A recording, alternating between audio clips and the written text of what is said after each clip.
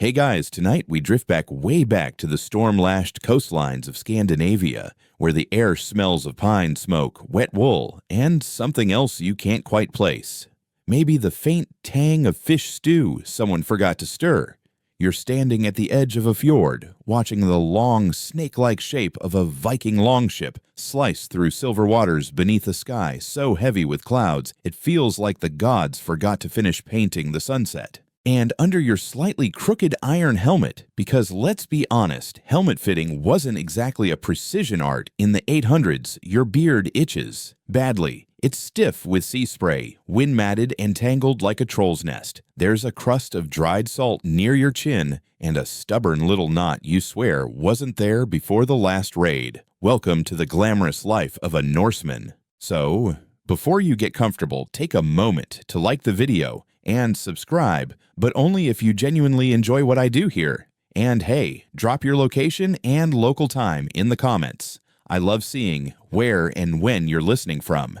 Now dim the lights, maybe turn on a fan for that soft background hum, and let's ease into tonight's journey together. You trudge up the slippery shore, boots squelching in wet sand, the weight of a woolen tunic tugging against your knees. It's heavy with sea mist and the faint scent of last week's smoked herring. You've just returned from a minor raid, a light one really. A monastery, some sheep, maybe a bell or two. And now all you want is warmth, rest, and to stop feeling like a barnacle lives in your beard. Beards weren't just face fluff for the Norse. They were a statement. They said, I am old enough to sail, strong enough to raid, and maybe, just maybe good enough to marry that flaxen-haired shield maiden who runs the mead stall in Thingvellir. Viking society, like many early cultures, prized age and wisdom, and beards gave the illusion of both even if you were only 16 and could barely lift your own axe without wheezing. But of course, not just any beard would do. A patchy chinwig or scraggly neck thatch wouldn't command respect around the fire pit. No, you needed volume, shape, that fluff factor. Historians still argue whether Norsemen universally revered the beard, or if it was more a regional vibe, something more popular in Iceland than Denmark, for instance. The sagas don't exactly include hair care routines, but we do know this Viking men groomed, often and thoroughly. Imagine this, you duck into a smoky longhouse, shaking the wet off your cloak like a wet dog. Inside it's dark and warm firelight flickering over fur-covered benches and carved wooden beams. You toss down your gear squat near the hearth and finally peel off your helmet. That's when you notice three things. Your beard is hard as driftwood, your cheek feels like it's sunburned and frostbitten, and someone, probably Bjorn, has already stolen your comb. Yes, your comb. Because every respectable Norseman carried one, often hanging from a leather thong at the belt, right next to the eating knife and coin pouch. They were made from antler bone or wood carved with knotwork animals or runes and passed down like heirlooms. And they were used constantly. Beard maintenance wasn't some afterthought, it was part of the daily ritual, like sharpening your sword or pretending you enjoyed salted cod. The beard was also protection, both social and physical. In harsh Nordic winters, that thick fuzz helped trap warmth. And on raids, it could hide a weak chin, a scar, or the fact that you maybe cried a little when your brother took the last honey cake. It gave the illusion of power, even when you'd just sprained your wrist lifting your own shield. Of course, the environment didn't exactly help. Between cold winds, salty water smoke from hearth fires, and all that helmet sweat, your beard took a beating. It curled at odd angles, collected crumbs, and occasionally played host to small creatures. Vikings likely had to detangle and clean their beards daily, especially after long sea journeys where fresh water was reserved for drinking, not rinsing your face. And let's talk helmet hair, or rather helmet beard, that weird flattened shape your facial hair took on after hours in an iron or leather cap. You'd end up with an accidental battle fringe across your jaw that screamed less fearsome warrior and more guy who lost a fight with a cabbage patch. Now let's throw in a little reality check. You probably wouldn't survive this lifestyle, not just because of the pillaging and swordplay, but because of the sheer discomfort, the lack of conditioner, the daily combing with what was essentially a sharp stick. No modern scissors, no beard oil, and yet somehow they managed to maintain beards so legendary entire generations were named after them. Harold Fairhair Real Guy, real fluffy beard. And while most historical texts don't spell out beard care in detail, Archaeologists have found combs in graves, grooming kits in burial mounds, and even depictions of finely bearded gods and kings in Norse art. All signs point to a culture that cared, one that saw the beard not just as facial decoration, but as identity, as pride, as maybe just maybe the closest thing to Viking skincare. So, as you curl up under your reindeer hide blanket, the wind howling outside like a homesick banshee, just remember somewhere in the dark, a Viking is carefully untangling his chin with a bone comb, whispering sweet nothings to his mustache. You wake up on a straw-stuffed mattress that's been aggressively flattened over the years by generations of snoring Vikings. The fire has burned down to coals, but your beard, it's stiff as ever. You sit up slowly, scratch your cheek, and realize half of last night's stew is still clinging to your chin. Classic. Out in the village square, someone is shouting about goats again. You stretch, yawn, and give your beard a quick fluff with calloused fingers. This isn't just grooming, it's a social performance, because in this world, your beard does the talking long before your mouth opens. In Viking society, beards were like social armor. The bigger, fluffier, and more well-kept your beard, the more it said about your rank, your maturity, and let's be honest, your romantic availability. A clean, full beard said, I own 3 longships, 2 cows, and can recite poetry and gut a fish without blinking. A patchy one, not so much. Historians still argue whether there was a formal beard code in Viking law, but social clues abound in the sagas. Take Egil Skallagrimsson, the warrior poet, with a famously wild beard and an even wilder temper. His chin fuzz became part of his identity, just as much as his sword or his flair for composing grim verses after massacres. A man's beard often matured alongside him. Young warriors with fresh peach fuzz were treated with a mix of encouragement and mockery, sort of like being the guy in gym class who brought his mom's yoga mat. But once your beard filled in, that was your arrival moment. Your face had grown its own shield. Marriage prospects tied closely to your beard game. Viking women were sharp observers and famously unafraid to speak their minds. If your beard looked like it lost a fight with a fishhook, they'd tell you, loudly, in front of the other villagers, and possibly while balancing a bucket of goat milk on their head. If, however, your beard caught the golden light just right during the harvest festival and fluttered gently in the wind, let's just say you might get an extra ladle of stew from someone's grandmother. It all adds up.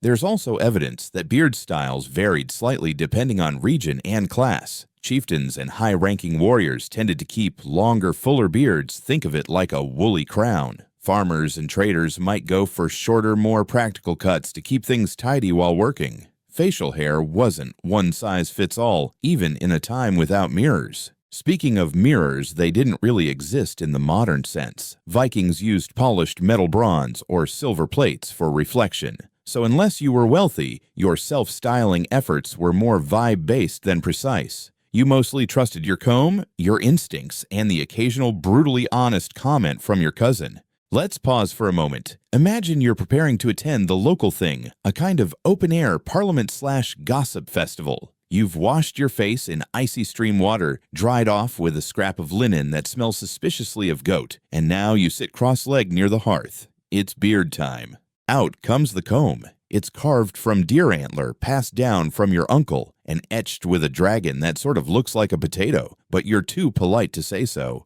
You start combing. Slowly, thoughtfully, the way one might sharpen a sword, or contemplate the best time to borrow your neighbor's ox without asking. And here's a quirky fact for you. Viking combs were sometimes found in graves placed right near the skull, as if their owners wanted to make sure they looked decent for the afterlife. Forget gold or treasure, take care of that beard, or Valhalla might revoke your entrance wristband.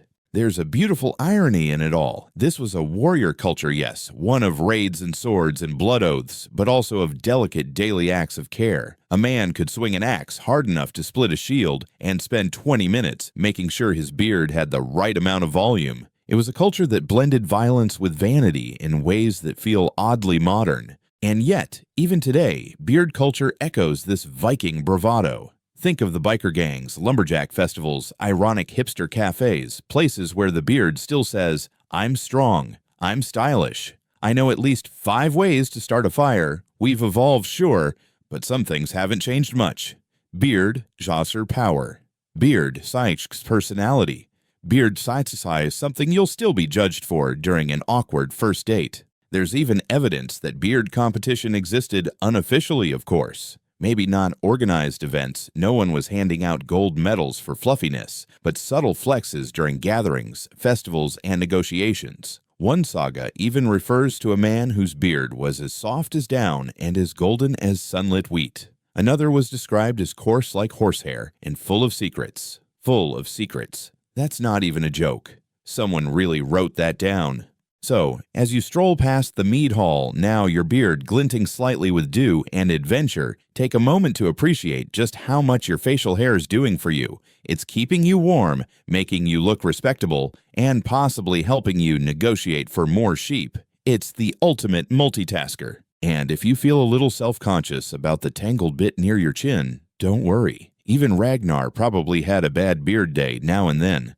You've wandered from the village, now hiking a narrow trail that snakes between mossy rocks and wind-whipped firs. Your boots crunch frost-bitten grass. Birds trill overhead, but they're the only ones bold enough to sing in this kind of cold. You stop near a frozen brook and kneel. Time for the morning ritual beard maintenance Viking style. With numbed fingers, you break a thin skin of ice and splash your face with shockingly cold water. It feels like being punched by a snowflake with anger issues. You exhale hard, wipe your face with the inside of your cloak, and reach for the small leather pouch on your belt. Inside is your prized possession beard balm, or more accurately, a dense waxy paste made from rendered animal fat beeswax and herbs that smell suspiciously like your neighbor's soup. You scoop a dab with your thumb and work it into your beard with both hands, twisting and patting, trying to avoid getting it in your mouth. You fail again. The taste is rustic. Historians still argue whether these early beard balms were used more for fragrance or function, but archaeological digs have turned up containers of salve in burial mounds, so clearly something was being slathered on those legendary chins. Some speculate birch resin or crushed juniper berries were added to give the paste a touch of sharpness. Others think it was mostly about keeping frost from turning your face into a crunchy mess during long sea voyages. And that's the real problem, isn't it? Viking beards weren't just decorative, they were practical. Out on the open sea in wet wool and freezing spray, your beard worked overtime. It trapped warmth, repelled sleet, and if oiled properly, even repelled lice. Yes. That's right. Your majestic beard was your first line of defense against itchy invaders, fluffy and functional.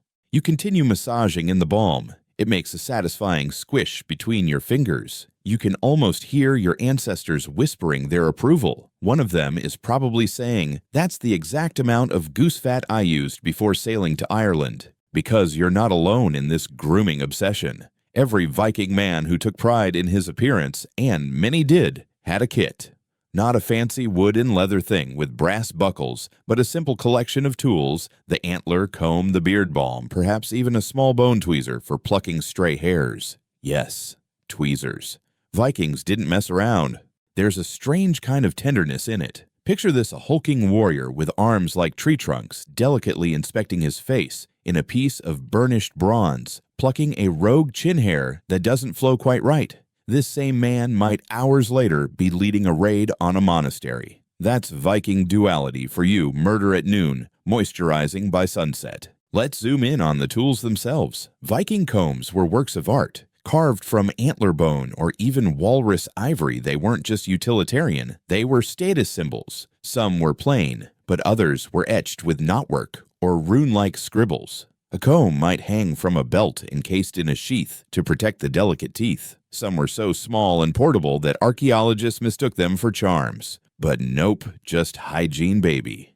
And here's a fun fringe theory. Some believe Viking beard balms doubled as insect repellents, infused with pungent herbs like wormwood or yarrow. Not exactly Chanel No. 5, but it got the job done. You weren't just smoothing your beard, you were creating a no-fly zone around your face. Now you stand up, shake out your cloak, and let your fingers comb one last time through your beard. A little more shaping here, a tug there. You smile, well smirk, and check your reflection in a puddle. It's like looking at a myth in the making. The obsession with appearance went beyond pride. Viking warriors believed in fylgjur, spiritual doubles, or animal companions that reflected your soul. How you presented yourself, your armor, your walk, your beard was a projection of your inner strength. Neglecting your beard, that wasn't just lazy, it was bad spiritual hygiene. Even during wartime, grooming didn't stop. In fact, some sagas mention warriors combing their beards before battle, a kind of ritual preparation like donning armor. You could say it was their version of look good, fight good, and maybe it helped. A shiny beard might give you a psychological edge, or at least distract your enemy long enough to land a solid blow. Now let's get slightly weird for a moment. There's a preserved Norse folk belief that if someone touched your beard without permission, it could bring bad luck or even invite curses. So next time someone reaches out to stroke your glorious chin in the mead hall, you might want to swat their hand away. Gently, of course. But not all beards were equal. Some Vikings, especially younger warriors or those from less affluent clans, struggled with patchy growth. There's no evidence they faked it no known beard wigs, but it's possible they used soot or ash to darken what little stubble they had. A primitive form of beard mascara, if you will. Is it cheating, eh? Beardcraft is a spectrum. You trudge back toward the village, now passing a few boys half-heartedly sparring with sticks. One of them is rubbing his chin, clearly hoping for a whisker. You give him a knowing nod. He puffs up a little. That's right, kid. One day. Because the beard isn't just about looks, it's a rite of passage. A thread woven into Viking identity from cradle to grave. They're buried with combs. They carve bearded gods. They boast about them in poems. And somewhere deep in the woolly tangle of your own face, you feel that connection. Like each hair carries a whisper from someone long dead, someone who stood on a wind-blown cliff and thought, yep, that's the beard.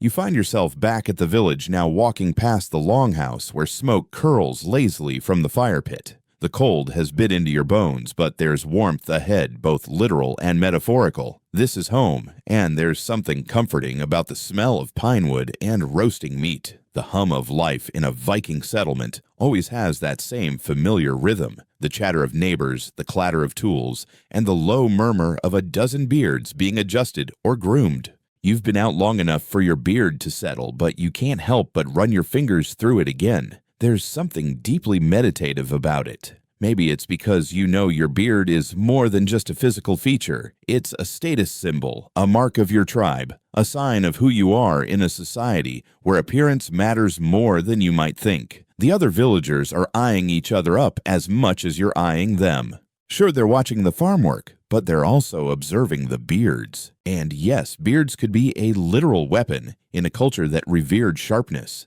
They weren't just there for show. A well-kept beard could signify a warrior's discipline, a chaotic, untamed one that told a different story, one of unruliness, of wildness, but also of someone perhaps too focused on battle to care about the finer details. This was a place where appearances could mean the difference between respect and ridicule. You've heard the tales of the Vikings who during raids would shave their beards as a sign of mourning if their comrades fell in battle. Losing your beard, as strange as it sounds, was a powerful statement in a time when a warrior's face was as much his armor as his sword. It was a public mourning, a symbol of what had been lost more significant than any flag or symbol. Shaving off the beard was a way of showing respect for a fallen friend, a mark of grief that resonated deeply in their culture. This wasn't just vanity, it was about honoring those who had fought alongside you.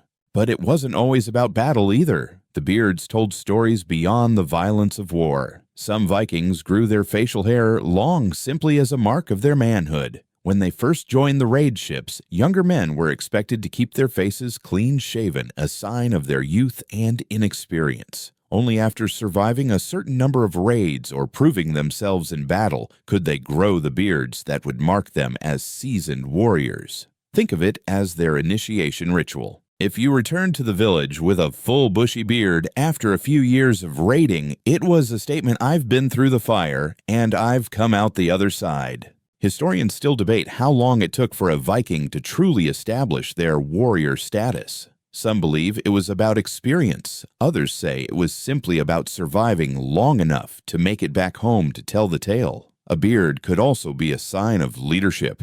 Kings, jarls, and chieftains often sported impressive facial hair, which only grew more magnificent as they aged. Their beards were symbols of their wisdom and strength. After all, if you could weather the storms of war and time itself, surely you deserved a beard that reflected your stature. But as much as beards were a source of pride, they were also a practical asset. In a world where battles were fought in the brutal cold and rain, your beard was like a built-in scarf. In the mornings, as you rubbed your hands over it, it wasn't just to make sure it was still fluffy and combed. It was to see how the weather would feel against your skin. If it was extra cold, you might notice how the frost was already collecting in the tips of your beard. If it was warm, you'd feel the gentle drip of sweat mingling with the grease of the oils you'd applied. It was the ultimate survival tool part, weather indicator part, shield part, status symbol. As you walk past the blacksmith's forge, now you see a familiar face, Björn the village blacksmith. He's wiping his hands on his apron, and for a brief second, you both share a nod of understanding. You've both spent the last few hours working perhaps in silence, perhaps in conversation, but one thing is certain, Björn's beard looks absolutely magnificent today. It's full and wild with a slight shimmer, as though it's been treated with the finest oils available. You've heard rumors that he uses seal oil to keep his beard in such pristine condition. Whatever the secret, it works. His beard seems to be a testament to his craft, almost as though it was made of iron itself.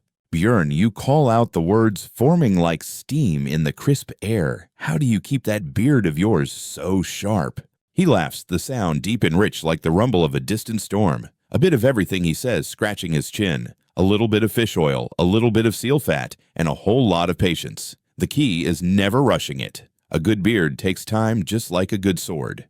His words are slow, deliberate, and full of weight. It's clear that his beard isn't just for show, it's part of who he is. In Viking society, you couldn't afford to cut corners when it came to something so personal, so connected to your identity. He brushes his hand through it one last time before walking into the forge, ready to continue shaping steel, both with his hammer and with his image. As you continue down the path, you can't help but think about how in a society so focused on strength, loyalty, and war, a beard can be just as telling as any weapon. It's a mark of power, of resilience, of the battles fought not only outside, but within. Each strand is a memory, each combed curl a small victory. And in a way, that's what makes the Viking beard so symbolic. You walk back into the warmth of your home, ready to take on another day one where your beard quite literally carries the weight of your reputation. By now, the sun has dipped lower behind the mountain peaks, casting a gentle orange glow across the village. The air is turning cold again, and you find yourself inside, resting on a sheepskin mat near the fire, your beard still soft with the oils you applied earlier. There's something grounding about the flickering light. In this moment, you are reminded of a simple, almost sacred truth. Your beard, like the fire, needs constant tending. In this world of wild winds, seafaring raids, and brutal winters, the maintenance of your beard becomes more than a cosmetic choice. It's a ritual, a way of marking time, of shaping the narrative of who you are. Historians still argue whether the Viking emphasis on grooming was purely about personal vanity or if it was a reflection of the cultural importance placed on image and reputation. One thing is clear, though, Vikings weren't just warriors. They were craftsmen in every sense, and that extended to how they maintained their physical appearance. Everything from weapons to facial hair was about quality. If your beard was well kept, it symbolized that you were someone who valued craftsmanship and discipline in all aspects of life. Looking around the longhouse, you notice the faint murmurs of the evening routine. Your family members are nearby, some cooking, others preparing for the evening feast. There's a sense of ritual here, too much like your beard care. The food is hearty, the work steady, and amidst it all, the beards are being tended to once again. Some of the younger men are now adding a bit of oil to their own developing beards, trying to shape them into something worthy of respect. They watch you hoping that the wisdom of your own grooming habits will one day rub off on them. It's a subtle exchange, one that happens every evening in Viking households across the land. You think about the way your own beard has grown. It didn't start off like this full, thick a symbol of your journey. There was a time when it was patchy, uneven, a reminder that you were still finding your place among your people. The transformation from boy to man, from apprentice to seasoned warrior, is visible in every inch of it. Just as a sword must be forged in fire, so too must a beard be shaped and nurtured over time. This transformation is not just about appearance, it's also about identity. In Viking culture, the beard was a direct reflection of one's status and accomplishments. A young man fresh from his first raid might wear his beard close and neat, signaling that he was still learning the ropes. But a warrior who had seen multiple battles, his beard would be longer, thicker, a sign of the hard-earned wisdom and experience he carried with him. As time went on, it wasn't uncommon for Vikings to weave small beads or charms into their beards, tokens of personal victories or symbols of their families. These additions were a way to further tell the story of their journey without ever uttering a word. This tradition of decorating the beard with charms or beads was more than just a personal touch. It was an outward reflection of a culture that believed in the importance of storytelling. Vikings were renowned for their sagas, their epic tales of gods, heroes, and monsters. These stories were passed down through generations, often by word of mouth, sung aloud during feasts and gatherings. In a similar way, a Viking's beard could become a silent narrator of their own story, with each braid and bead, a chapter each hair, a line in a never-ending tale. If you wanted to make a statement, you didn't need to say a word, just look at the beard. As you rest there by the fire contemplating these traditions, you hear the faint sounds of distant laughter and music. Some of the younger warriors are practicing with their weapons, using the longhouse as a makeshift arena. The air smells of roasted meat and firewood, and for a moment, everything feels timeless. You could be anywhere in Viking history, from the frostbitten shores of Scandinavia to the lush green hills of England. The way the firelight dances on the walls, the rhythmic pounding of hammers from the forge, all of it feels familiar, like a scene from a memory or a myth. The importance of the beard, of course, wasn't just about status or practicality. It was also deeply intertwined with Viking spirituality. The Norse believed that the gods themselves, especially Thor and Odin, were often depicted with grand flowing beards. For the Vikings, this wasn't just a stylized choice, it was a link to the divine. By growing and caring for their beards, Vikings were in some ways channeling the power and wisdom of their gods. It was a constant reminder of the larger forces at play in their world, of the ever-present connection between the human and the divine. For Vikings, a beard wasn't just a way to look strong, it was a way to appear divine, to carry the weight of gods on their shoulders. You can imagine it now: Thor with his mighty hammer, Mjolnir, his thick beard blowing in the storm winds. Or Odin, his single eye gleaming with the knowledge of the ages, his long white beard fluttering in the north wind. These gods didn't just embody physical strength, they embodied wisdom, power, and endurance. And for the Vikings, those qualities were exactly what they sought to emulate in their own beards. As you sit by the fire, you feel a deep connection to that tradition, the soft crackle of the flames, the slow rhythm of the evening, the hum of conversation, all of it fills you with a sense of peace. Your beard, as wild and untamed as it might sometimes seem, is a part of something greater. It is a continuation of the stories, the myths, and the lives of those who came before you. Your thoughts wander as they do when you're deep in the comfort of a firelit evening. You think about your ancestors, the ones who lived by the sword by the sea and by their beards. What would they say if they saw you now tending your own face as carefully as they once did theirs? You imagine them, their weathered faces lined with years of battle and hardship, but their beards full and proud, like banners in the wind. The longer you sit, the more connected you feel to this ancient ritual. Your beard is more than just hair. It is a bridge to the past, a silent companion that carries with it the weight of centuries of Viking tradition. It is part of the larger story of survival, honor, and family. And in this moment, as you gently comb through it once more, you realize that in a world where so much is fleeting, some things like the humble mighty beard will always remain. As the night deepens, the warmth of the fire grows more inviting, and you notice the subtle change in the atmosphere. The sounds of the longhouse fade into a comfortable hum, as though the very walls are breathing in sync with you. You can feel the weight of the day lifting off your shoulders. The fires crackle in the hearth, and outside, the wind picks up whistling across the village like a forgotten legend. For now, all is calm, and as you sit here, it's hard not to reflect on just how central beards were to the Viking way of life. It wasn't just about looking fierce, it was about embracing a lifestyle that demanded strength, resilience, and the ability to weather both physical storms and metaphorical ones. The more you think about it, the more it becomes clear Vikings didn't just grow beards. They grew identities, and the care they put into those beards wasn't only for themselves, but for their ancestors, for their gods, and for the very community they were a part of. Every strand of hair was a testament to their roots, their struggles, their victories, and their place in the world. It was a small act, but one filled with immense significance. You glance down at your own beard again. The evening light gives it a certain glow, and for a moment you can't help but imagine what the Vikings of old would think of the world today. They were fierce, pragmatic, and unrelenting, yet here you are sitting by a fire pondering the mysteries of their grooming rituals. There's a quiet irony to it.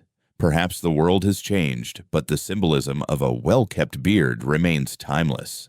It's a reminder that in a world that constantly shifts, some things like the quest for identity and purpose remain unchanged. The importance of beards to Viking identity is something that transcends mere tradition. For the Norse people, the beard was an extension of their soul. The act of growing and maintaining a beard was deeply personal and spiritual. Historians have long debated the idea that the Vikings might have seen their facial hair as a direct connection to the gods. They weren't just preserving a form of warrior culture, they were tapping into divine strength, channeling the power of the gods who were depicted with grand beards themselves. Thor's thick curly beard, for instance, was seen as a symbol of his immense power, while Odin's gray beard was a reflection of his ancient wisdom. But what's truly fascinating is how this belief in divine connection played out on a practical level. A Viking's beard wasn't just a sign of manhood or warrior status. It was also a tool for protection, and in some ways, it was even considered an extension of the body armor. Imagine standing on the shores of a foreign land sword in hand, your beard blowing fiercely in the wind. It wasn't just the sword that made you formidable, it was the fierce pride in your appearance, the belief that your beard gave you strength beyond the physical. And Vikings didn't take any chances when it came to their beards. The grooming process was intricate and often ritualistic. The oils and balms they used weren't just about keeping the beard smooth and shiny, they were also about embedding the beard with the essence of their culture. Some Viking men even used herbs and spices to scent their beards, hoping to ward off both physical and spiritual enemies. There were specific oils that were believed to attract the favor of the gods,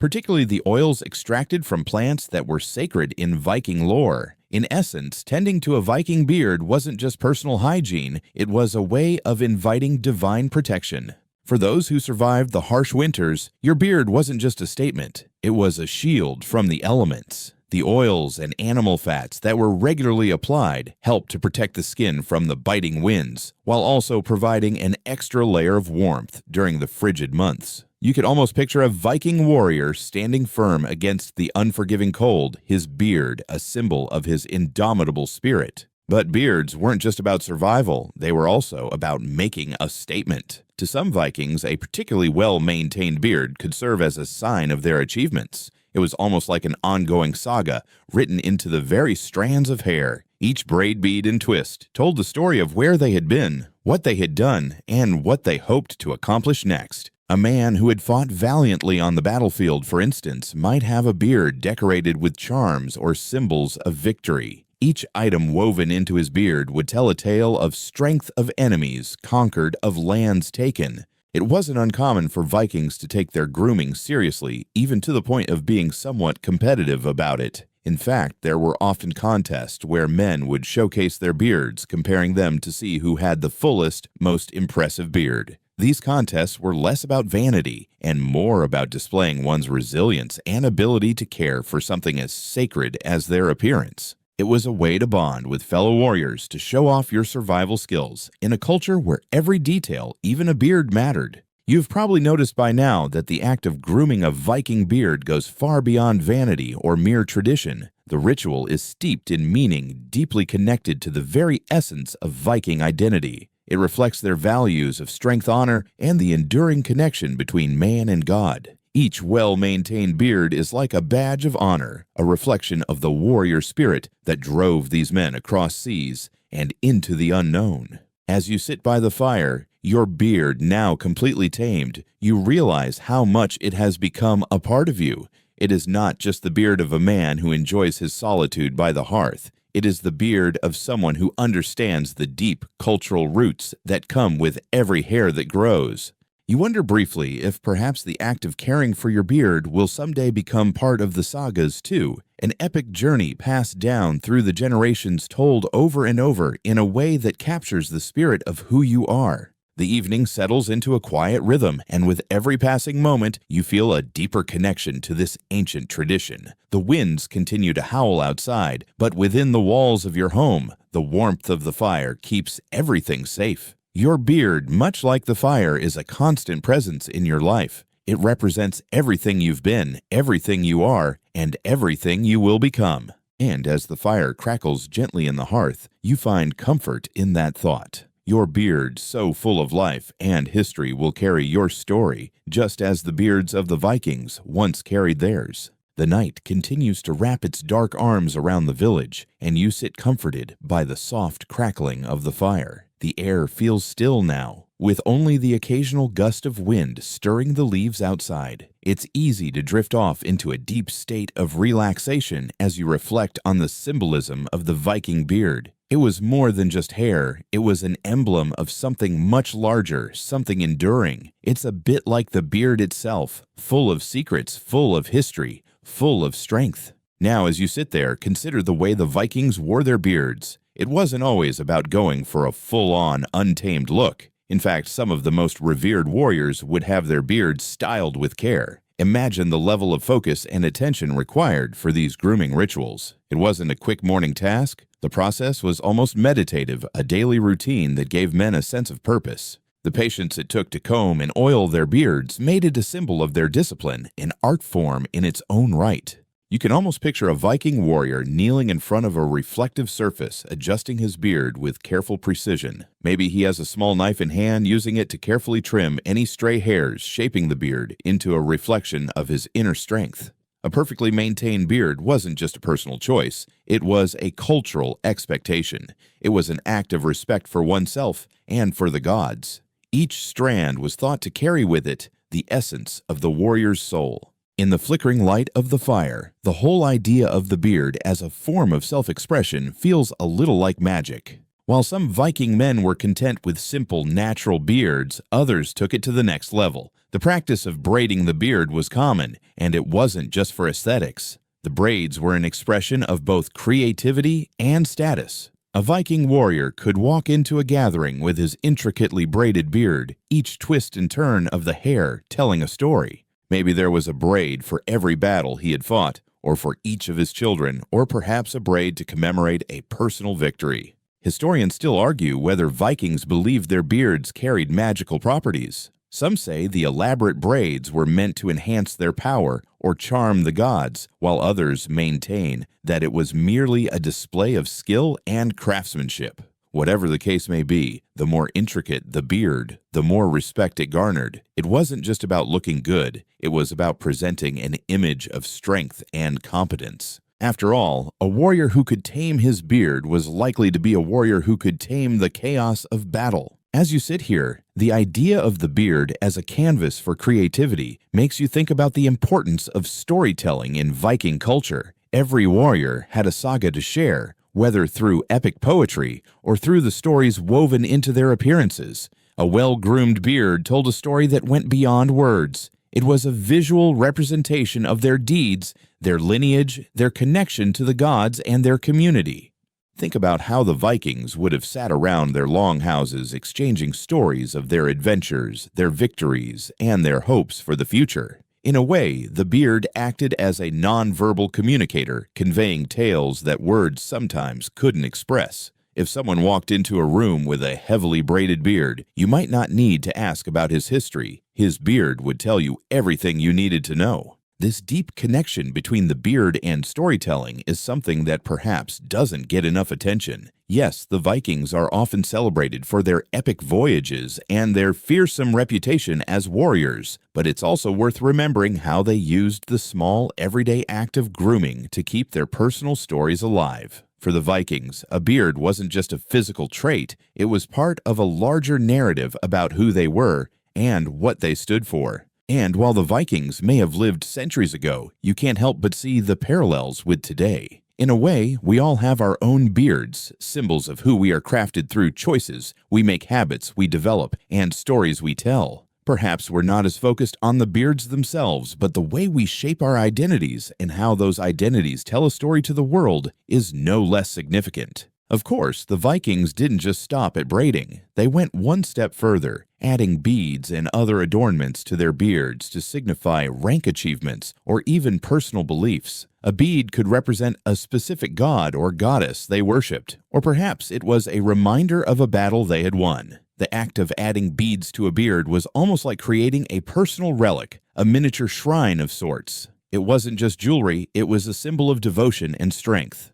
The beads themselves were often made of materials that were precious in the Viking world. You might see a bead made of bone or antler carefully carved with intricate designs. Others might have been crafted from glass or metal, reflecting the wealth and craftsmanship that the Vikings were known for. Each bead, each piece of adornment, told a story of its own, adding another layer of complexity to the beard. As you sit by the fire, you can almost hear the quiet hum of the Viking longhouses in your mind, the soft murmurs of men and women recounting the day's events, all while admiring the artistry of each other's beards. It's fascinating to think about how such a small detail, like a bead in a beard, could carry so much meaning. But not all Viking beards were simply about pride or decoration. There was a practical side to the grooming rituals as well. For instance, many Viking men would regularly wash their beards in water that was infused with natural oils and herbs. These oils didn't just keep the hair soft, they also acted as a protective barrier against the harsh weather conditions the Vikings often faced. The cold, biting winds of the north could do a number on a man's skin and hair, but with the right oils and balms, a Viking could keep his beard in pristine condition. You can almost feel the brisk, cold wind on your face as you imagine these men stepping outside after a long grooming session, their beards glistening with oils ready to face the world. It's a beautiful picture, one of care and attention to detail in a world that demanded resilience and strength.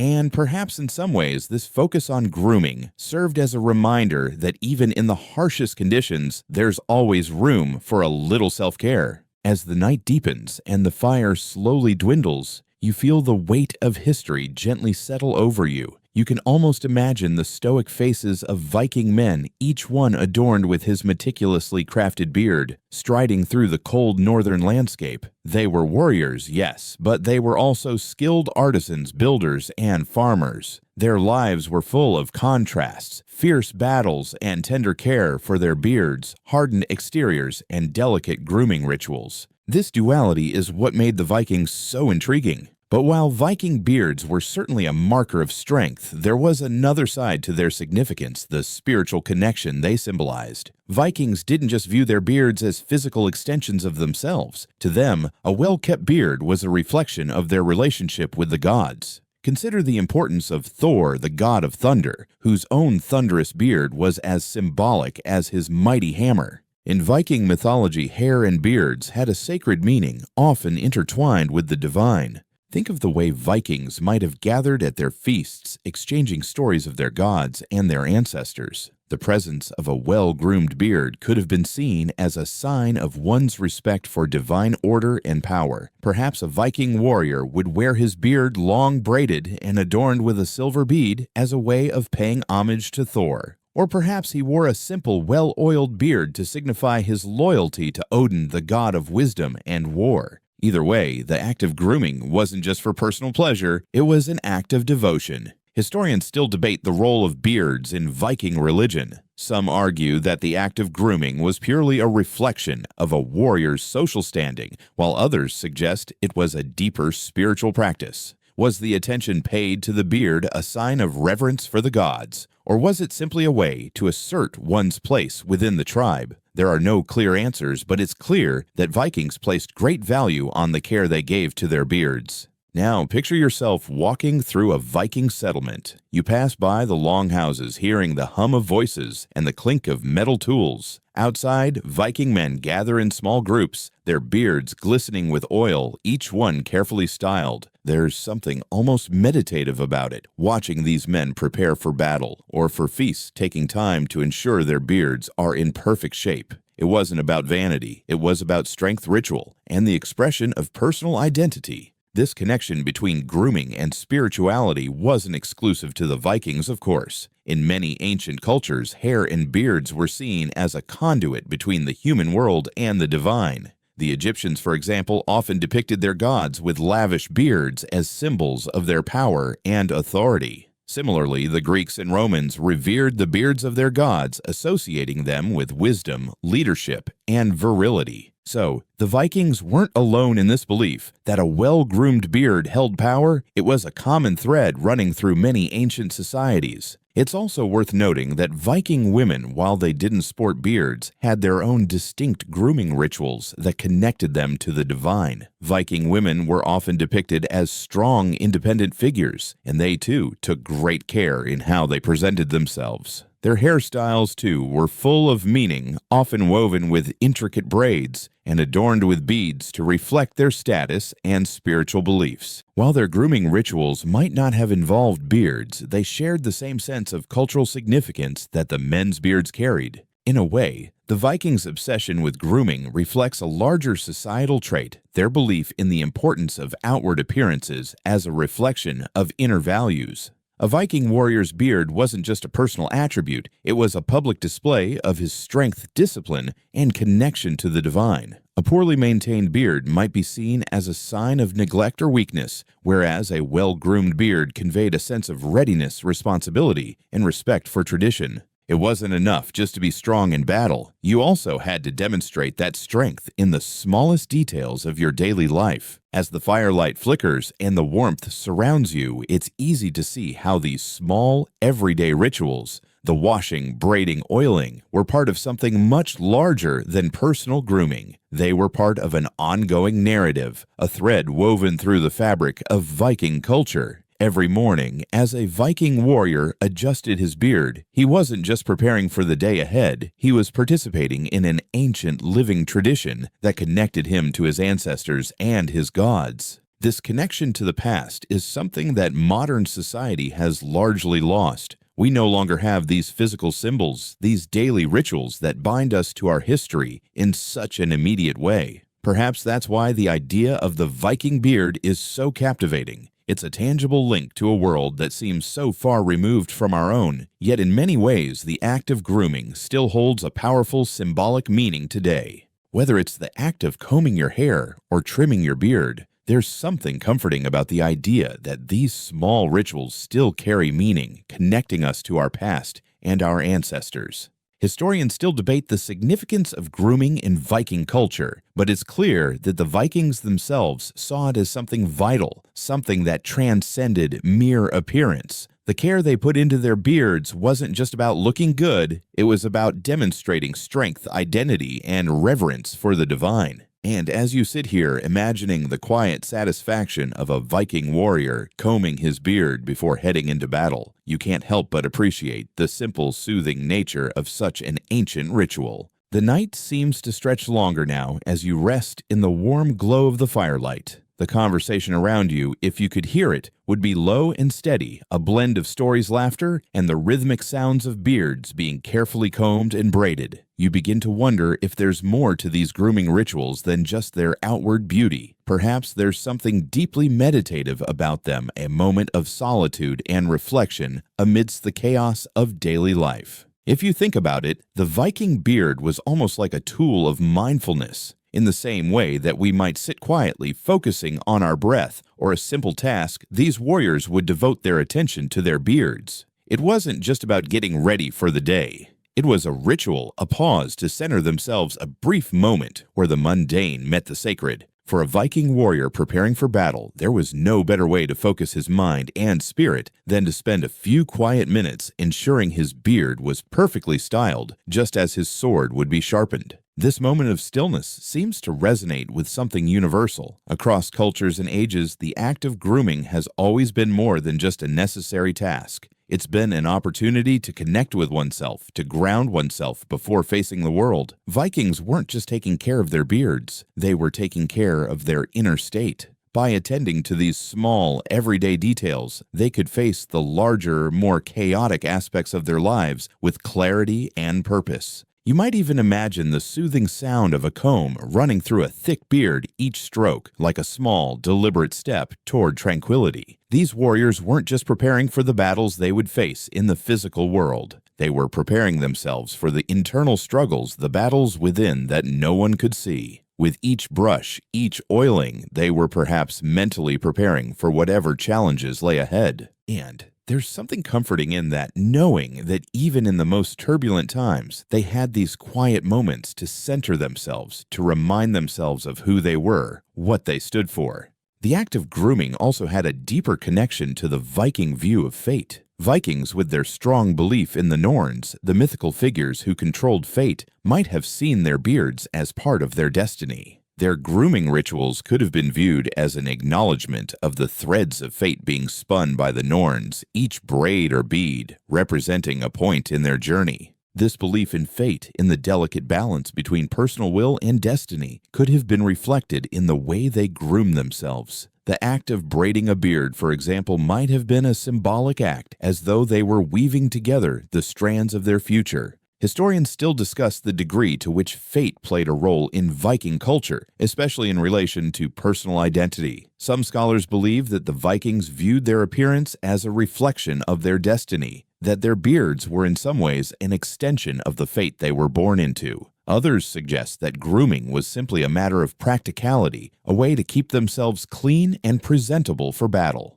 But regardless of the interpretation, it's clear that Vikings took their grooming seriously, seeing it as a way to prepare, not only for the world around them, but for the unseen forces that guided their lives. Now imagine standing in the quiet of a Viking village, watching the warriors and their families prepare for the long journey ahead. The sounds of combs running through beards, the rhythmic braid making, are all that breaks the silence. It's a peaceful scene, almost like a collective meditation. The Vikings may have faced battles and harsh environments, but in these moments of grooming, they were making peace with their place in the world, accepting the uncertainty of the future while taking control of the small daily rituals they could manage. Perhaps there's a lesson here. In our modern world where everything moves at breakneck speed, it's easy to forget the power of these small moments of mindfulness. We don't always take the time to tend to ourselves in such a deliberate way. Whether it's through combing our hair, brewing a pot of tea, or even making the bed in the morning, these little actions are opportunities for us to find peace amidst the chaos.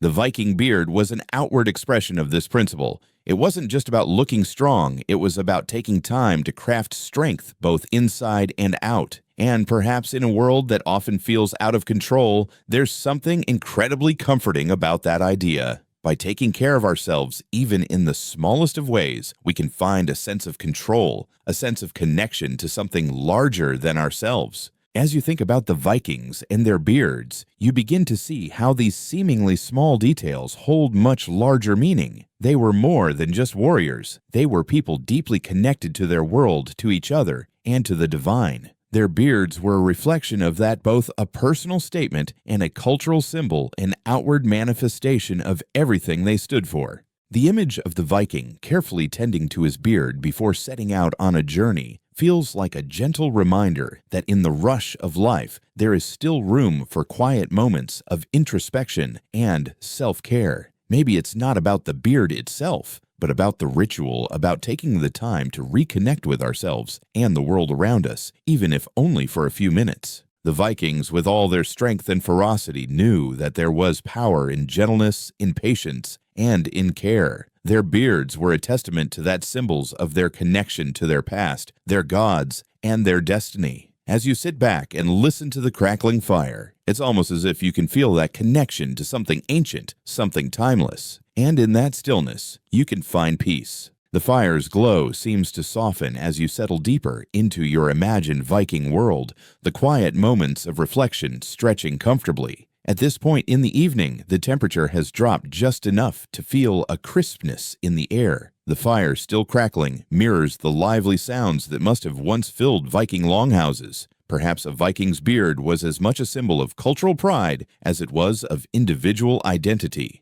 As the smell of roasting meats and the sound of low voices drifted through the air, each man's beard served as a personal banner, a reminder of his tribe, his ancestors, and the legacy he carried forward. But beyond its spiritual significance, the beard was also a deeply practical tool. In the harsh, often unforgiving climates of the North, facial hair acted as a shield, a layer of protection against the elements. The Vikings, notorious for their seafaring exploits, faced freezing winds and bitter temperatures. Imagine the sting of the salt air as their longships cut through the frigid waters of the North Sea. The beard, thick and oiled, helped protect their faces from the constant battering of wind and cold. Historians have long debated the functional role of Viking beards. Were they primarily a badge of masculinity, or were they more akin to the cloaks and furs they wore, items designed to keep them warm and safe in the brutal northern climates? Some researchers argue that beards were necessary for insulation, particularly during long voyages where exposure to wind and water could lead to frostbite. Others contend that Viking men saw their beards as marks of strength, a way of enhancing their appearance for battle or display. Whichever the case, there's no denying that these facial garments were useful in many ways. But beards weren't simply about utility. They were an active part of the Vikings' public image. A well-maintained beard was something to be proud of, a display of skill and attention to detail. Just as modern-day men might take care to trim their hair or shape their beards in a way that expresses personality, Viking men approached their grooming with pride. The oiling and braiding process was an art in itself. It wasn't just about keeping warm, it was about conveying strength, sophistication, and status. In fact, the level of care a Viking man devoted to his beard could speak volumes about his social standing. A Viking warrior with a full braided beard might have been seen as a man of great prestige. Meanwhile, a man with a shorter, less carefully styled beard might be viewed as less experienced or even a newcomer to the tribe. Beards in this way served as an immediate visual cue of one's position within the hierarchy of Viking society. Just as a beautifully crafted sword or a finely made shield spoke of a warrior's experience and skill, a well-maintained beard could demonstrate a level of refinement, care, and respect for one's role in the community. Historians still argue whether Viking beards were more a product of practical necessity or cultural expression. Some suggest that the Vikings' focus on personal grooming was influenced by their frequent interactions with other cultures, particularly the Anglo-Saxons, who were known for their own intricate grooming habits. Others propose that the beard was more of a personal identity marker, a way for Vikings to distinguish themselves from one another and from other groups. Whatever the case, there's no denying that the Viking beard was a central part of their identity and their daily lives, something that influenced how they were perceived by others and how they saw themselves. Now imagine how a Viking might have appeared after a long journey at sea. His beard, damp from the salt water, clings to his face in a way that's both rugged and majestic. He steps off the boat, feeling the warmth of land beneath his feet once again. The first thing he does, perhaps it's not to find food or drink, but to attend to his beard, combing out the tangles, oiling it to restore some of the sheen that the salt water has taken away. It's a necessary ritual after the harsh conditions of the sea, but it's also a moment of calm, a return to normalcy after the chaos of the voyage. For the Vikings, this moment of care wasn't just about looking good. It was about re-establishing themselves in their own sense of identity. The beard once again became the anchor, literally and figuratively, that helped them transition from the violence and chaos of battle and the sea back to the grounding rituals of daily life.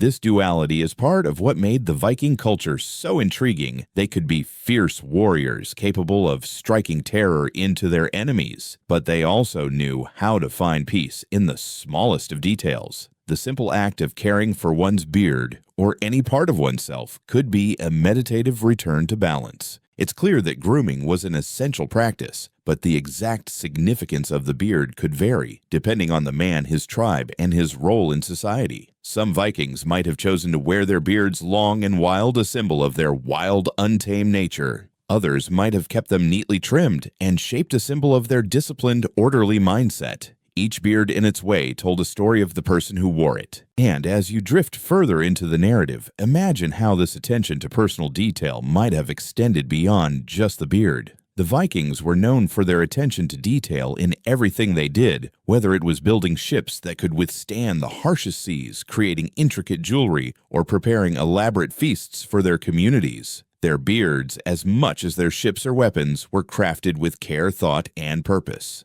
There's something calming about this idea, the idea that the Vikings, in the midst of their battles and sea voyages, could also find peace in the simple act of grooming. They didn't just conquer lands, they also cultivated a way of life that paid attention to the smallest, most personal aspects of their existence. Their beards, then, were not just symbols of strength or masculinity. They were symbols of their connection to the world around them, the care they took in preparing for each new day, and the deep understanding that even in the most chaotic of times, moments of calm could always be found. As you continue to immerse yourself in the world of Vikings, you begin to sense the rhythm of their lives, how everything had its place, from their towering ships to their meticulously crafted beards. With each passing hour, the beards seemed to represent something even more profound than mere practicality or appearance. They symbolize a way of life that balanced ferocity with refinement, chaos with contemplation. Just as their warriors could strike fear into the hearts of their enemies, they could also create moments of beauty in the smallest of details.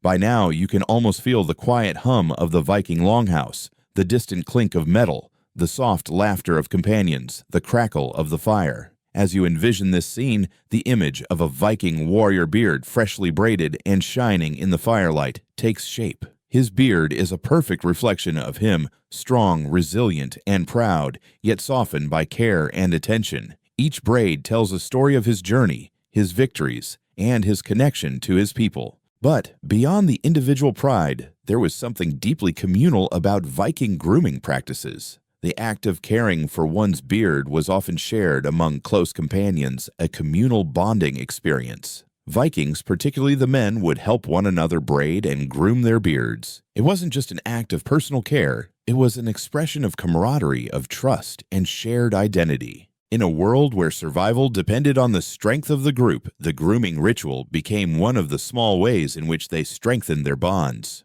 This communal aspect of beard grooming was also seen as an opportunity to pass down knowledge and traditions. Much like the carving of runes or the storytelling around the fire, the art of braiding and caring for one's beard was something that would be taught to younger generations. Older, experienced warriors would show the younger ones how to keep their beards tidy, how to use the oils and combs effectively, and perhaps even the subtle art of braiding. This wasn't just about the beard, it was a transfer of knowledge, a passing on of the cultural practices that held their community together. It's fascinating to think that something as simple as beard grooming could serve as a way to reinforce social cohesion. The Vikings may have been feared across Europe for their raids and conquests, but in their own homes they found strength in these small, everyday rituals. In a way, their beards became symbols of unity, of the ties that bound them together as a people. The simple act of combing or braiding each other's beards was, in some sense, as significant as the grander ceremonies of Viking life. It was a shared moment of quiet care in a world that was often loud and chaotic.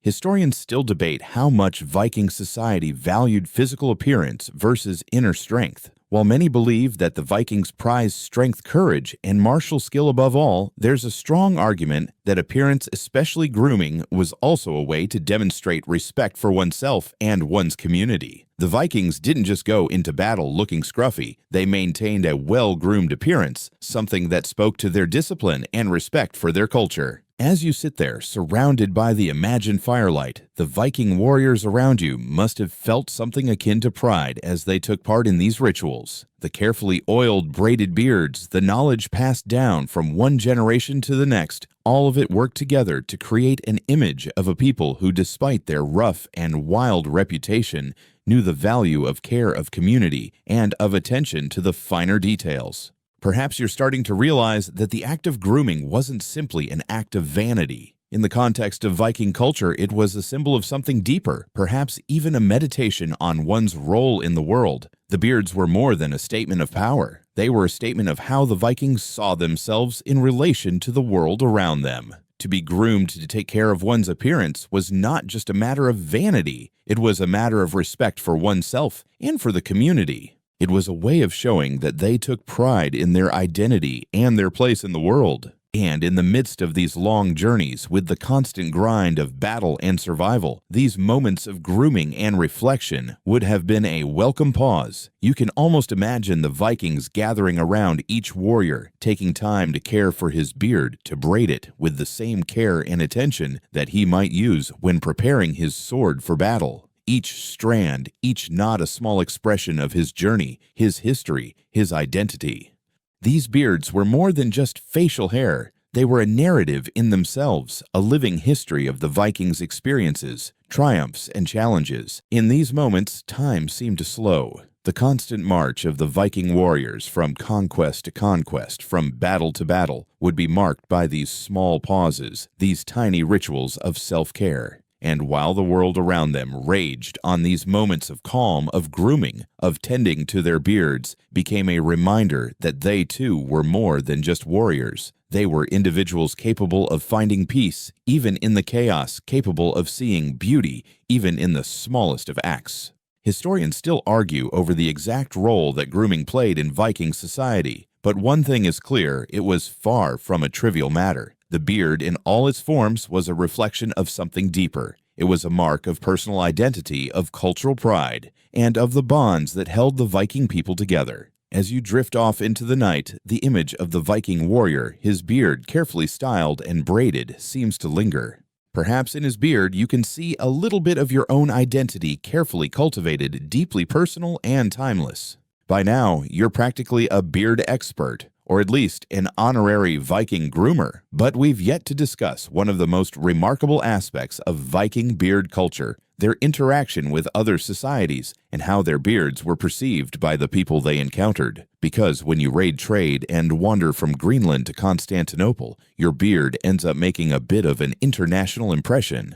Imagine this: you're a trader docking your longship at the bustling port of Hedeby. The year is 865. And as you step on to the creaking planks of the wharf, your beard, oiled to a gentle gleam, draws a few admiring glances, not just from fellow Norsemen, but from Saxon merchants, Slavic diplomats, and a very confused Irish monk who's never seen beard beads before. The Viking look was striking, bold, intimidating, but surprisingly well kept. You quickly learn that Viking beards weren't just about self-expression back home. They were also cultural ambassadors in foreign lands. The Byzantines, for instance, had detailed descriptions of the Varangian Guard elite Viking warriors who served as the personal bodyguards to the Byzantine emperor. These northern giants were known not just for their loyalty and axe skills, but for their striking appearance. Their beards, well oiled and meticulously styled, became a recognizable feature, as distinctive as their double-handed axes. One Byzantine account refers to the Norsemen as having beards like iron combs and hair that glowed like flax set alight by the northern sun. Historians still debate how much of that was poetic flair versus first-hand description, but even in this context, the beard remains a symbol, one of foreignness, yes,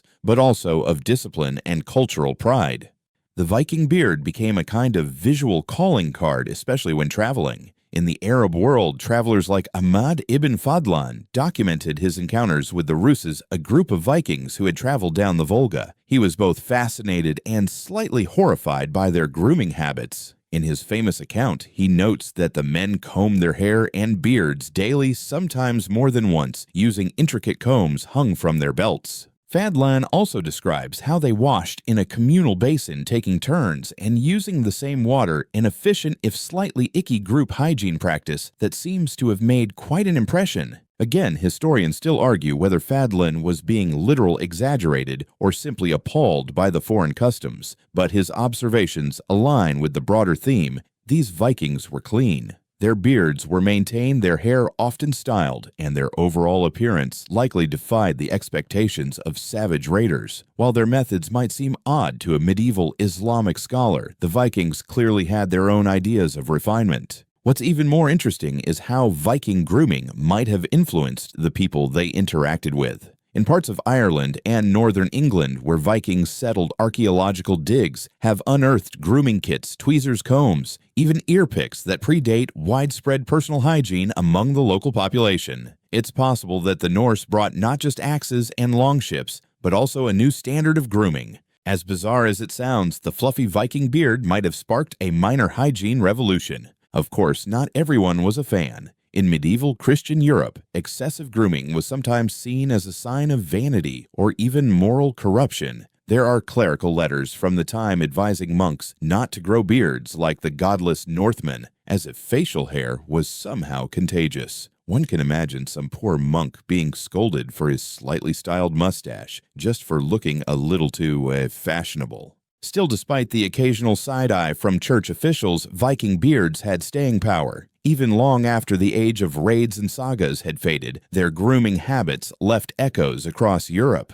In fact, some scholars suggest that the rising popularity of combs and beard oils in the later Middle Ages can be traced in part to contact with the Norse. And here's a fun little tangent. Some Viking explorers, particularly those settling in Iceland and Greenland, may have influenced early indigenous grooming customs through trade and social contact. While hard evidence is scarce, linguistic borrowings and certain tools' similarities hint that the legacy of the Norse wasn't just in their ships, it was in their mirrors and mustache twirlers too. So here you are, sitting in the metaphorical tavern of history, realizing that Viking beards were more than a local fashion trend. They were cross-cultural symbols, subjects of admiration, disgust, curiosity, and even imitation. Their beards traveled as far as their ships did, braving Mediterranean heat, eastern steppes, and misty Irish coastlines, always neat and well fluffy. And yes, they did pick up influences in return. Some later Viking styles show hints of Frankish or Byzantine aesthetics, perhaps in the form of new beard braiding patterns or imported oils. Grooming was a two-way street, and the Vikings were nothing if not adaptive. They may have arrived with their own customs, but they didn't mind borrowing a bit of someone else's if it made their beards softer or shinier. Priorities.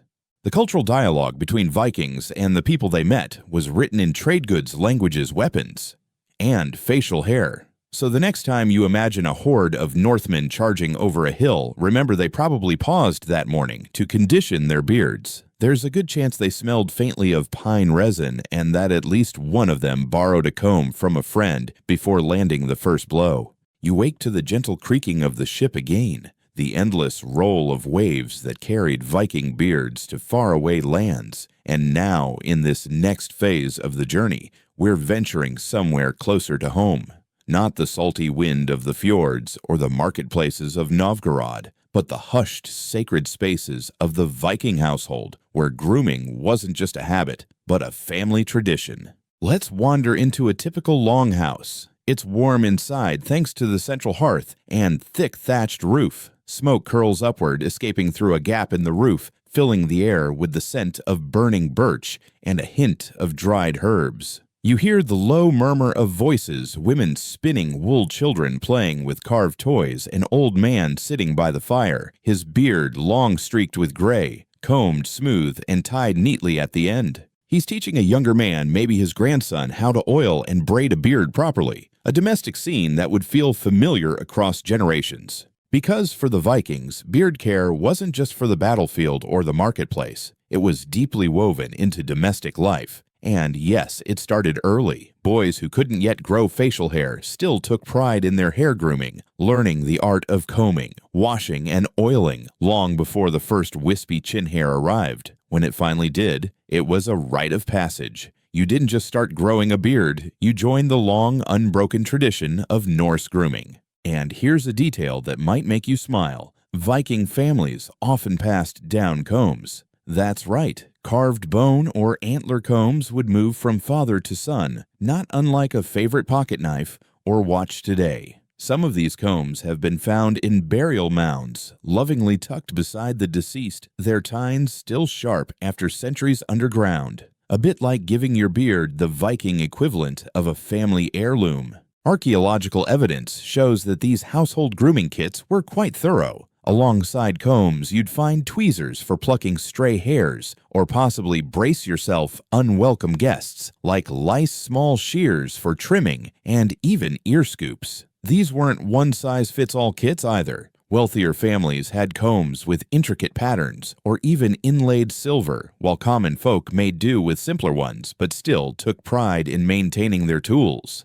Grooming was a ritual, not a luxury, and the ritual didn't end at the tools. Viking households used a range of ingredients to soften and scent beards, some practical, some experimental. Rendered animal fats were common base oils, sometimes blended with crushed herbs like thyme or juniper. Not only did this condition the beard, but it masked the less than charming odors of daily life in a pre-plumbing world. Historians still argue whether some of the more exotic ingredients, like fermented fish oil, were used for beard care or medicinal purposes. Either way, let's just say the Viking home was aromatic in a very particular way. And it wasn't only the men involved in this upkeep. In many homes, the women took part in maintaining grooming rituals either for their sons, brothers, or husbands. In the sagas, you'll sometimes find quiet mentions of wives gifting new combs, or daughters preparing scented oils before a festival. It adds a tender domestic layer to a culture so often remembered for its warriors and bloodshed. It's easy to forget, but most Viking life wasn't spent pillaging. It was spent in communities, in households, in the slow, quiet work of everyday life. And in those homes, beards mattered. One fascinating thing about Viking domestic grooming, it may have doubled as a form of spiritual or symbolic preparation. Before a long voyage, a man might carefully oil and braid his beard, not just for looks, but as a form of readiness. It was like tying your shoes before a long run. A tidy beard meant a clear head, a strong spirit. You were ready. You were seen. And when men returned home, tired, weather-beaten, maybe with a few extra battle scars, one of the first acts of care might be a shave or a trim by firelight, a way to re-enter the rhythm of home, to reconnect with the land and the people who'd waited. That quiet moment comb in hand, beard, and fingers was its own kind of ritual. There's also a hint that grooming might have played a subtle role in matchmaking. Some sagas describe warriors being mocked for neglecting their beard like an old horse's tail, while others mention lovers praising their suitors' neat, shining whiskers. In a time before dating apps, your beard could be your profile picture, and if it was matted and wild, well, that might say something about you. And not something flattering. Now, let's not forget the younger folk, those dreamy adolescents watching their fathers comb by firelight, imagining the day they too might wield a comb like a sword. Historians suggest that the transition from smooth-cheeked boy to bearded man was celebrated in small, symbolic ways. Maybe a new comb as a gift, maybe the first bead added to a braid. It marked the beginning of adult life, not with a thunderous rite, but a quiet daily ritual passed from hand to hand. So, as the fire crackles in the hearth and the longhouse settles into evening silence, you begin to understand something. Viking beard care wasn't just about looking good. It was a thread connecting family tradition and identity. It was a way to carry your ancestors with you, one comb stroke at a time. You're still inside that warm longhouse, but now the scene shifts. The fire burns lower, casting long shadows on the wooden walls. Outside, the snow has started falling again. The air is crisp. The hearth's heat fades as you imagine yourself stepping out into the dim winter dusk, wrapped in thick woolen layers, your beard now slick with a dab of juniper oil and tightly bound into two neat braids. Tonight isn't just for resting. Tonight is for gathering. Because Viking grooming, as it turns out, extended far beyond the privacy of home. Beards were a kind of social currency, and their upkeep reflected your place in the pecking order. In feasting halls, legal assemblies, and ritual gatherings, a well-groomed beard was a silent badge of honor. It said, "This man has discipline. This man has pride. This man knows how to comb before a council meeting."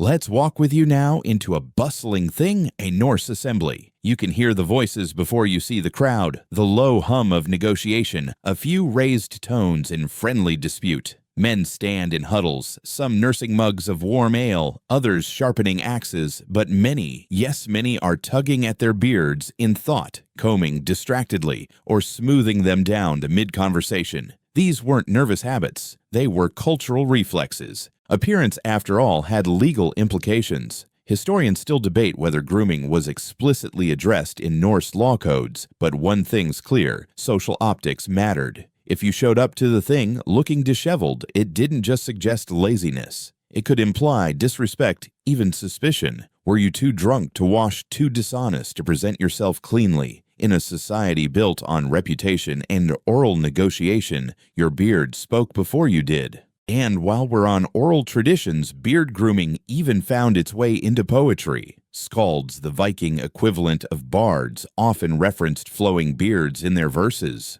A particularly memorable stanza from the 10th century likens a hero's beard to a frost-dusted riverbank. A touch dramatic perhaps, but vivid nonetheless. Poets didn't just describe battles and sea voyages. They immortalized the beards that framed the faces of the men who lived those tales. In gatherings, grooming became communal. Picture the early hours before a thing, or feast groups of men sitting on logs, unrolling their grooming kits, helping one another with intricate braids or hard-to-reach tangles. It wasn't vanity, it was bonding, like adjusting your friend's tie before a wedding or lint-rolling your brother's jacket before a job interview. Gentle, silent acts of shared dignity. One curious tradition, half-whispered in folklore, suggests that certain clans had specific beard styles, subtle variations in braiding or curling that signaled regional identity or bloodline. Though this is hard to verify archaeologically, it's a tantalizing idea. Think of it as Norse visual dialects, small aesthetic codes passed between kin. Imagine walking into a distant village, spotting a familiar beard braid pattern, and realizing you share a cousin 4 fjords away. Of course, not all gatherings were peaceful. When tensions flared, beards weren't just decorative, they became emotional indicators. Some warriors reportedly trimmed their beards short before battle, a symbolic shedding of daily life. Others would let them grow wild during long vendettas, a shaggy protest of grief or fury.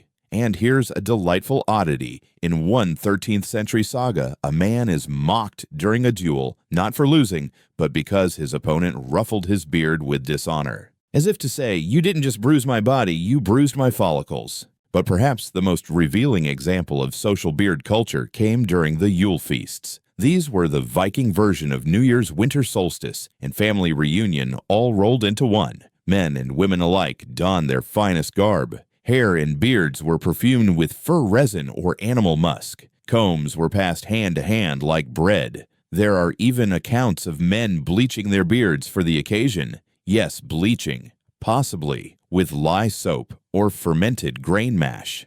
The result, gleaming pale whiskers that caught the firelight just right. Risky perhaps, but undeniably festive. These gatherings weren't just for bonding, they were for remembering. In long toasts called mini-speakers would honor ancestors and tell stories, and the elders present those with the fullest, wisest beards would stroke their chins, knowingly passing judgment without words. A beard wasn't just decoration at these events, it was a timeline. Every strand a season survived, every braid a winter conquered. One curious debate among historians centers on beard accessories. We know that Viking women wore decorative brooches and beads in their hair, but did men do the same with their beards? Some graves include small metal rings or charms near the chin area, possibly used to bind or decorate facial hair. But whether this was common fashion or burial-specific bling is still argued. Maybe some Vikings were beard minimalists. Maybe others were proto-goth influencers.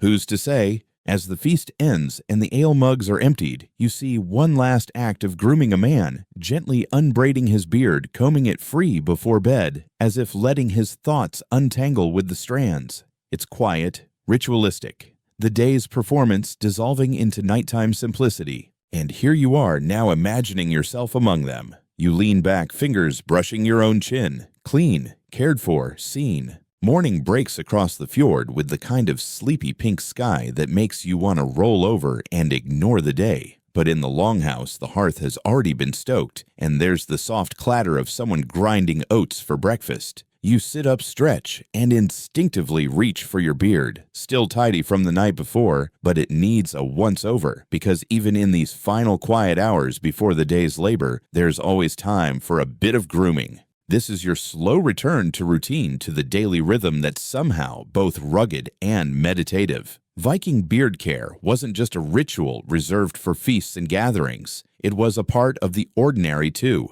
You could be on your way to repair a boat-herd sheep or raid a neighboring coastline. Either way, you still wouldn't skip the comb. Let's step outside and follow you into a normal Viking day. It begins with water from a nearby stream, icy, invigorating, and more effective at waking you up than any modern espresso shot. You splash your face fingers working through your beard to chase out the sleep. Some mornings, if you're lucky, a bit of leftover bear fat balm from the communal jar is still usable, giving your whiskers a soft sheen. You head to the boatyard, ships creak gently in the water, and men are already working the ropes and tar. You notice something funny, even mid-repair. There's always one guy leaning against a mast carving a new beard comb. Another is sanding his old one with a sharkskin strip, a thoughtful frown on his face. Improving the grip, he says, not even looking up. Beard combs were a kind of personal project. Everyone had their preference, and everyone thought theirs was best. A particularly delightful artifact found in Gotland shows a comb carved with runes that read, "To comb is to live." Poetic, sure. Slightly dramatic, absolutely. But also kind of true. The tactile rhythm of grooming the scratch of wood through hair. The tiny satisfaction of straight lines and smooth tangles. It's the Viking version of mindfulness. Historians still argue whether Vikings groomed more out of vanity or practicality. Was a fluffy beard really about beauty, or did it help insulate the face against northern winds? Probably both. Nature doesn't ask for style, but that didn't stop anyone from showing off a well-oiled goatee. What's more, a thick beard could reduce chafing from iron helms and rough wool cloaks. Function meets fashion, classic Viking efficiency. You head into the forest now, following a narrow trail. Your task today is to forage for herbs, mostly, but also for anything useful in your grooming kit. Pine resin, if you find it, will go into your balm. Birch bark can be steeped into a rudimentary tonic. And moss. Well, it's surprisingly useful for wiping your blade comb or even your face. Nature is your pharmacy, barber, and bathhouse all in one. But it's not just about personal use. Back home, you've got a small pouch of trade goods, dried rosemary, a few slivers of amber, and one small bottle of imported olive oil. You're planning to swap it later for a comb from a traveling craftsman who swears his pieces are saga-worthy. That's the thing about Viking culture. It was never static. New ideas, new tools, even new beard trends moved along trade routes just as much as furs and metals did. In fact, the Viking grooming world was surprisingly global. Combs from as far as Byzantium made their way into Norse hands. Some were ivory, others bone a few, so finely notched they make modern beard tools look like garden rakes. There's even evidence of grooming tools imported from Persia, filigreed tweezers, and oil vials tucked into belt pouches. Imagine being in a snowy village in Norway and pulling out a perfume bottle from Baghdad. That's not just grooming. That's prestige. Back in the village by midday, a woman laughs as she passes you and says your beard looks like a sheep in mourning. Time to tighten up. You sit by the fire pit and braid again, hands moving in practiced rhythm. Over under twist tuck. You add a new bead at the end, one traded for last week's smoked trout. It's green glass, simple, but it catches the sun just right. As you finish, a small child runs up and tugs gently at your braid. When I grow up, he says, I'll have one as long as a sword. You smile. There it is, the unspoken truth. This wasn't just self-care. It was legacy. Young ones watched the older men with reverence. Your beard wasn't just yours. It was a timeline, a map, a promise. And even now, centuries later, you're here in this imaginary space, combing out the day's dust, tightening the braids, looking into a darkened sky, and feeling that same sense of calm. Grooming wasn't just for glory, it was for grounding. You rise, slowly shake out your cloak, and head home. The air has changed. You can feel it on your skin as the sun lowers itself into the edge of the world. It isn't just colder, it's gentler. The noise of the village, the scraping of tools, and the banter of neighbors fades into the hush of evening. You're walking back from the shoreline, the taste of sea salt still clinging faintly to your beard, which, let's be honest, held up remarkably well today. A little wind-tossed, sure, but still soft, still worthy of a nod from the comb-carving elder down the lane. Tonight's your turn to sit by the hearth and share stories. And as usual, you find your fingers idly running through your beard while you speak, smoothing, straightening. Not because it's unruly, but because it helps the words come easier. Like a tactile metronome for memory. You settle on a well-worn bench near the fire and start recounting tales of high seas raids that turned into impromptu feasts of sailors who swore a beard braid saved them from drowning, of rival chieftains who judged each other more by the neatness of their sideburns than by battle prowess. Your listeners chuckle, groan, or nod thoughtfully. One even asks for balm tips. Because here, in this final hour of our journey, the point has become quietly clear. A Viking's beard wasn't just for flair, it was connection to ancestors, to trade partners, to travelers passing through with new oils and strange accents, to winter nights like this filled with the warmth of fire and the hum of a community exhaling together. Historians still debate whether Viking men used grooming as a social tool more than a personal one. Were beards displays of strength or invitations to conversation? Did the most adorned chin always belong to the most powerful man or to the one with the best stories? You lean back now, letting the flickering orange light dance across your cheeks. Someone passes you a horn of mead. You sip slowly, savoring the sweetness. Your beard picks up a trace of honey it always does, and you smile. Some things like sticky mead or a wonky braid are just part of the charm. As you stare into the flames, thoughts drift to quieter things. The rhythm of brushing in the morning, the earthy scent of lichen balm, the way snowflakes land and cling to the wiry curls before melting into tiny icy kisses. There's a kind of magic in repetition in rituals you do without thinking. Combing, braiding, oiling, washing. And over time, those actions become little anchors to the self. Anchors that somehow still hold centuries later, even when you're just lying in bed, headphones in imagining the weight of a bear fur cloak and the breeze of a northern fjord brushing past your chin. Outside the longhouse, the stars stretch their limbs across the sky. The world tilts toward silence. The fire dims. And as you give your beard one final pat, just to make sure it's settled for sleep, you feel it.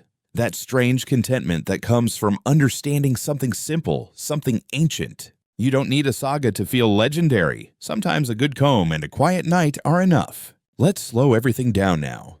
The longhouse has gone quiet. Even the coals are dozing, their glow fading into velvet ash. You stretch out, feeling the weight of the day slide off your shoulders like a worn wool tunic. Around you, the scent of pine smoke and a trace of something herbal, maybe thyme, maybe rosemary, lingers like a soft exhale. There's no need to move now. No chores, no combing, just the sound of night. Maybe there's the distant hoot of an owl or the whisper of wind weaving its way through the wooden slats of the roof. It's the kind of silence that holds you gently, the kind you don't have to escape.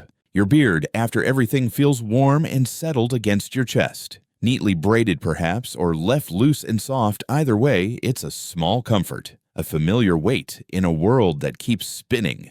As you lie there, eyes fluttering, remember this: you don't need to conquer anything tonight. Not kingdoms, not waves, not even the to-do list by your bed. You've already done enough. Let your breathing slow. Let the images of fjords, soapstones, and carved combs drift backward. You're not in the Viking age anymore. But a part of you, just a thread, still walks those mossy paths, still sits by the fire with a beard full of stories. And now that part can rest. Sleep well, beard bearer.